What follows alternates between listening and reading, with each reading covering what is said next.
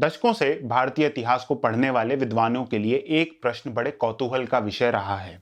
क्या किसी राज्य में आने वाली संपूर्ण भूमि राजा के अधीन है, अथवा इस भूमि को लोग निजी संपत्ति के रूप में रख सकते थे या नहीं? इस वीडियो में हम आपको इस प्रश्न के उत्तर से अवगत कराएंगे। इस विषय की पड़ताल करने से पूर्व यह आवश्यक है कि हम ध्यान रखें कि प्राचीन भारत में भूमि अधिकार का स्वरूप समय के साथ बदलता रहा है।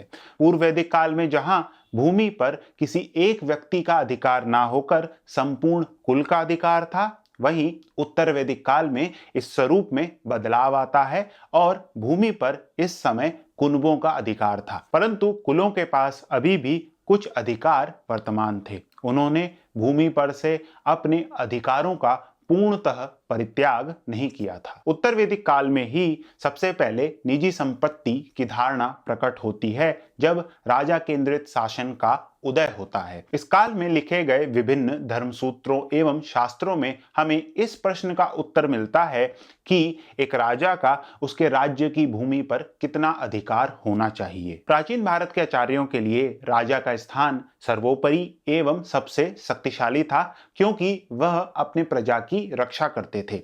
तो क्या इसका यह अर्थ समझा जाए कि उनके अनुसार राजा ही राज्य में आने वाली संपूर्ण भूमि का स्वामी था? अगर साक्ष्यों को संदर्भ में लिए बिना देखें तो ऐसा प्रतीत होगा कि प्राचीन भारत में अपने समकालीन दूसरी सभ्यताओं की भांति समूची भूमि राजा के अधीन थी, क्योंकि यहाँ भी किसानों को फसल पर कर देना पड़ता था, जो कि एक प्रकार का किराया था जिसे वो राजा की भूमि का प्रयोग करने के बदले देते थे।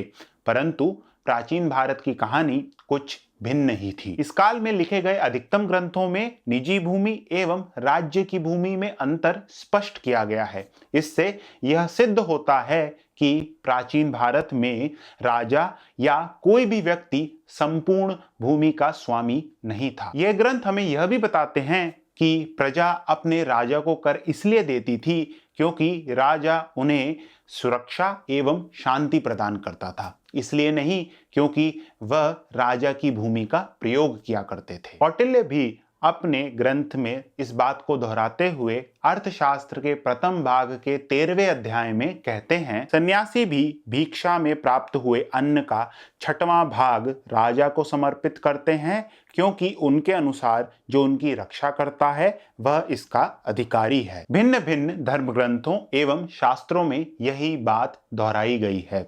बौधायन धर्मसूत्र कहता है कि राजा अपनी प्रजा की रक्षा करे और बदले में उनसे कर के रूप में 6वां भाग लेता रहे।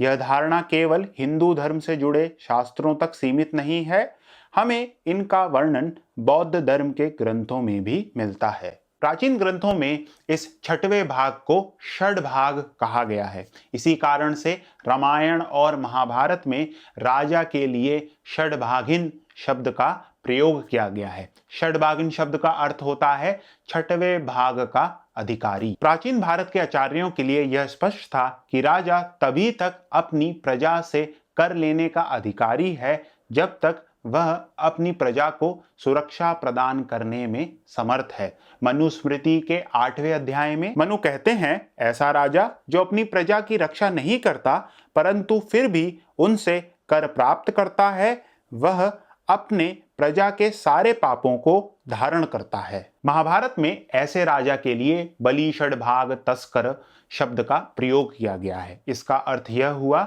6वें भाग को चोरी करने वाला। इन सब से यह स्पष्ट होता है कि प्राचीन भारत में राजा संपूर्ण भूमि का स्वामी नहीं था एवं लोगों के पास भी निजी संपत्ति के रूप में भूमि विद्यमान थी। किंतु इसका अर्थ यह नहीं हुआ कि राजा के पास कोई भी संपत्ति नहीं थी। अभी भी उसके पास भूमि के एक बड़े भाग का स्वामित्व था। यदि इस विषय पर विदेशी स्रोतों का विचार देखें तो हमारे पास मेगास्थनीज की यात्रा वृतांत के रूप में उसके द्वारा रचित इंडिका उपलब्ध है। जैसा कि हम जानते हैं, मेगास्थनीज चंद्रगुप्त के काल में सेल्यूकस निकेटर द्वारा भेजा गया एक ग्रीक दूत था। इस ग्रंथ में मेगास्थनीज कहता है कि संपूर्ण भारत राजा की संपत्ति है और किसी भी व्यक्ति को निजी संपत्ति रखने का अधिकार नहीं है। मेगास्थनीज की टिप्पणी के दो कारण हो सकते हैं। प्रथम, मेगास्थनीज द्वारा भारत की भूमि व्यवस्था को ना समझ पाना।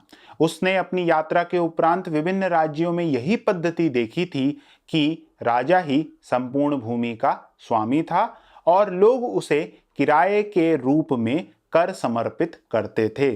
संभव है कि इसी कारण से उसे लगा होगा कि भारत में भी ऐसी ही व्यवस्था व्याप्त है। दूसरे कारण की बात करें तो कुछ इतिहासकार यह भी कहते हैं कि मेगास्थनीज ने अपने भारत भ्रमण के पर्यंत अधिकतम समय मौर्य साम्राज्य की राजधानी पाटलिपुत्र में ही व्यतीत किया, जहां अधिकतर भूमि पर राजा का अधिकार था। उसने ग्रामीण क्षेत्रों में यात्रा नहीं की जहां व्यक्तियों को अपनी अपनी भूमि रखने का अधिकार था। इसी कारण से उसने ऐसी टिप्पणी की। विभिन्न ग्रंथों का अवलोकन करने के पश्चात हम इस निष्कर्ष पर पहुंचते हैं कि प्राचीन भारत में राजा संपूर्ण भूमि का स्वामी नहीं था। लोगों के पास भी निजी संपत्ति के रूप में भूमि रखने का अधिकार प्राप्त था। यदि आपको यह वीडियो अच्छी लगी हो तो कृपया करके सब्सक्राइब करें और इस वीडियो को देखने के लिए धन्यवाद।